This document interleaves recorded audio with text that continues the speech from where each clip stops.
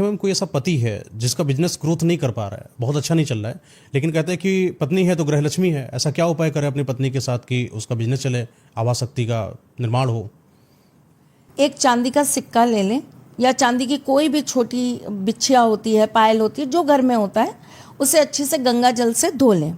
चावल का एक कंटेनर ले लें, प्लास्टिक का नहीं होना चाहिए, उसके अलावा कोई भी पात्र चलेगा। चावल उसके अंदर भर लें, साबुत चावल होने चाहिए, उसमें चांदी रख दें। अब उसको जो है आप शुक्रवार के दिन ये कार्य करेंगे। अब आपको उसको एक स्थान पर रख देना, साफ स्थान पर, जिसमें आपको नीचे सफ़ेद रंग का कपड़ा बिछा लेना है।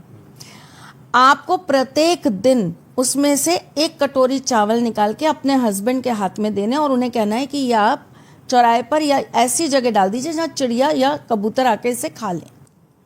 पतियों की एक बड़ी समस्या रही है और पत्नियों की इससे बड़ी शिकायत रही है कि मेरा पति मुझे गिफ्ट नहीं देता, और पतियों को समझ में नहीं आता कि मैं अपने पत्नी को गिफ्ट दूँ तो दूँ क्या दूँ। आप पहले तो ये बताइए कि गिफ्ट कौन सा दे और एस्ट्रोलॉजी से संबंधित हो और उसका करियर भी अच्छा हो, प्रेम भी बढ़िया बना रहे, ऐसा कोई बढ़िया गिफ्ट बताइए। पति क्या दे अपनी पत्नी को? सबसे बढ़िया गिफ्ट ये है कि आप उसे सबसे पहले तो प्यार दें, सम्मान दें, और एक्सपेंसिव या मेटलिस्टिक चीज़ों पे ही जा रहे हैं तो मैं तो ये कहूँगी मयंक जी अपना कार्ड दे दें। खर्चा करो, तुम्हें जो करना है कर लो। खुश पत्नी भी खुश, और व्यापार कैसे बनेगा बढ़िया?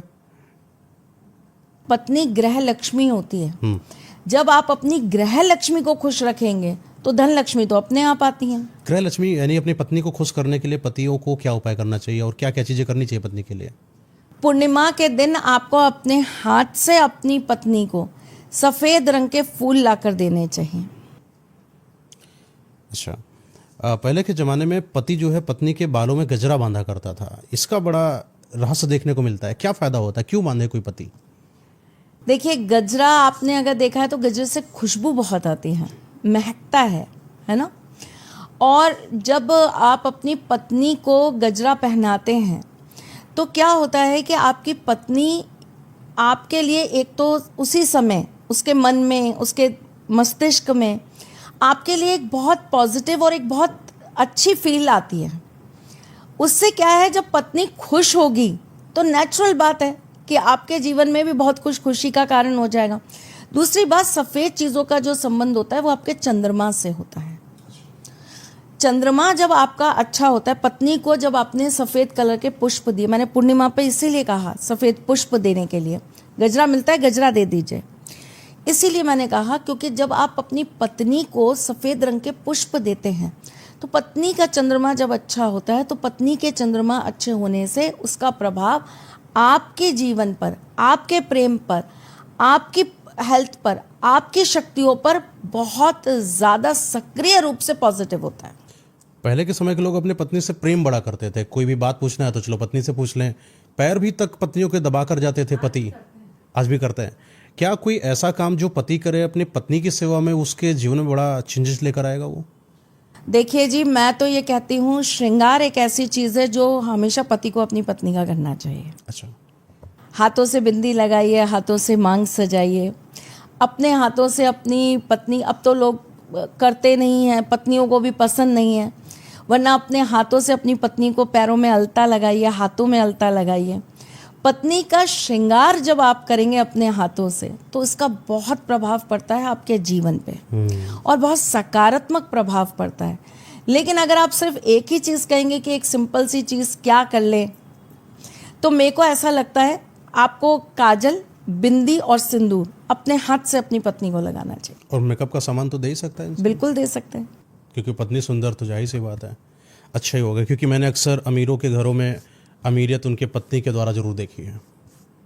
लदी गहनों से वो पत्नी बड़ा बयां करती है कि पति सच में खुश रखता है उसको। ये तो है।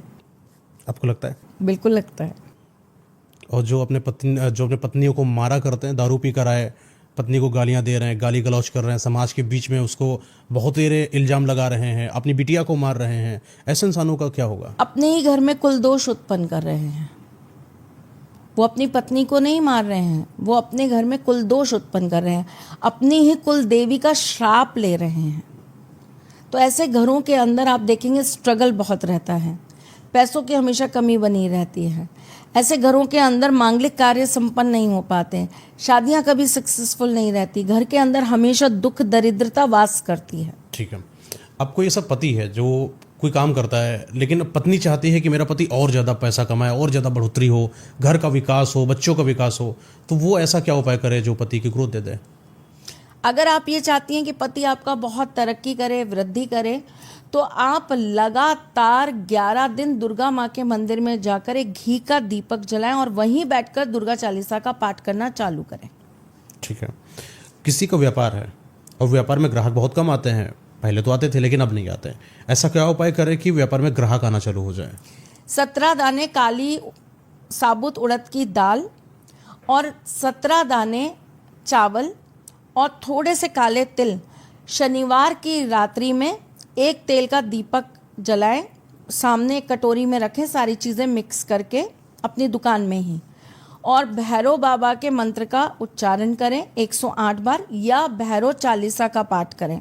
उसके बाद ये सारा सामान अपनी दुकान के अंदर आप जो है डाल दें, अच्छे से पूरे चारों तरफ फैला दें, और सोमवार के दिन आपको झाड़ू लगवाकर अच्छी से पोछा लगाकर धूरी देकर, है ना, चाहे गूगल की दे दीजिए, चाहे लोबान की दे दीजिए, अच्छे से धूरी देकर अपनी दुकान को शुद्ध और पवित्र कराना है। ये कार्य करके देखिए, आपकी दुकान में वृद्धि ज़रूर बढ़ेगी। एक और चीज़ मैं इसके अंदर बताना चाहती हूँ, कई बार ना वृद्धि रुक जाने का कारण नज़र भी होती है, अच्छा, टोटका भी होता है।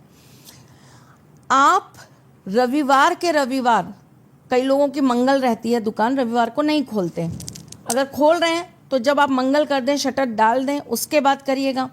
अगर आप नहीं खोल रहे हैं तो आप स्पेशली जाके रात को ये काम कराइए अपनी दुकान पे। 7 मंगलवार ये काम करिए। रविवार के रविवार आप अपनी दुकान के बाहर खड़े हुए, न्यूज़पेपर आता है ना, न्यूज़पेपर जलाकर 7 बार अपनी दुकान के सामने घुमाइए और वहीं पर न्यूज़पेपर को छोड़ दीजिए। 7 रविवार ये कार्य करके देखिए, बंधी हुई दुकान खुल जाएगी। बढ़िया। कोई दुकान के अंदर मंदिर रखा होता है और कुछ लोगों ने स्थापित किया या कुछ लोगों ने ऐसे लगा दिया, तो मंदिर की स्थापना दुकान के अंदर किस तरीके से और कहाँ पर सही रहेगी? North east. एंड कई लोगों ने जहाँ पर अपनी गद्दी को जमा रखा है उसके ऊपर ही उन्होंने मंदिर का निर्माण कर रखा है, सही है कि गलत है? नहीं, मंदिर आप सर के ऊपर रख सकते हैं, कोई दिक्कत नहीं है। अगर आप नीचे बैठ रहे हैं, पीछे है, जैसे कि यहाँ पर कुर्सी है और पीछे है गैप पड़ा हुआ, उसके पीछे अपना ऊपर मंदिर है। भगवान की तरफ पीठ नहीं होनी चाहिए, पीठ भगवान की तरफ ही आ रही है ना, तो नहीं होनी चाहिए। इससे क्या दुष्परिणाम हो सकते हैं दुकान पर? भगवान को पीठ दिखाकर नहीं बैठा जाता। जब आप ईश्वर को ही पीठ दिखा देंगे तो फिर आपके पास बचा क्या, फिर किस्मत भी आपको पीठ दिखा देगी। गद्दी की किस पोजीशन पर सबसे ज़्यादा अच्छा रहेगा कि भगवान के मंदिर को स्थापित करा जाए अपनी दुकान पर? सामने हो तो बहुत अच्छा है कि आपको ईश्वर सामने से दिख रहे हैं, बहुत अच्छी बात है।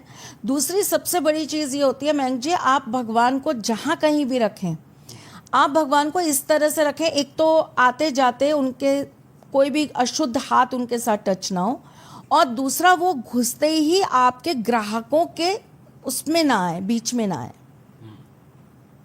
कई लोगों को मैं देखती हूँ, वो जैसे ये गेट है अंदर घुसे और यहाँ मंदिर।